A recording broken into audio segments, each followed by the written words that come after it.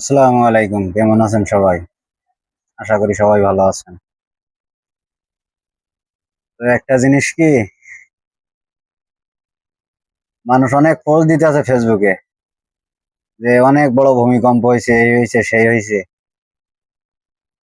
আসলে কয়জন মানুষ হারাম হালাল বেশি চলে? সবাই কিন্তু হারাম খাওয়ার ধান্দায় ব্যস্ত, কারটা কে খাবে এটাই যে ব্যস্ত সবাই। সবাই কিন্তু মনে করেন যে হালাল খাবে এই চিন্তা কেউ করে না। যদি সবাই এটা চিন্তা করতো, দেশে এত মানে দুর্যোগ বা এই ভূমিকম্প এগুলো হতো না, কম হয়। এই যে আমি আরব গালফের মধ্যে আছি, বছরে কয়বার ঝড় বৃষ্টি হয়, কয়বার ভূমিকম্প হয়? কম।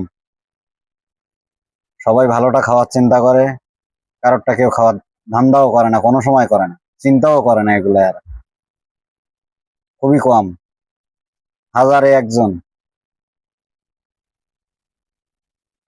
তো আসলে কি বলবো, বাংলাদেশের এই পরিস্থিতি, আর সবাই স্ট্যাটাস দিচ্ছে ফেসবুকে যে অনেক বড় ভূমিকম্প হয়েছে, কিন্তু হেদায়েত কারে দিছে? মানুষ তো হেদায়েত হয় না।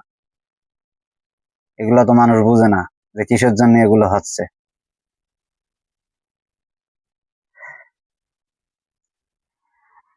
তো সবাই ভালো থাকবেন। আশা করি কি বলতে চাইছি সবাই বুঝতে পারছে।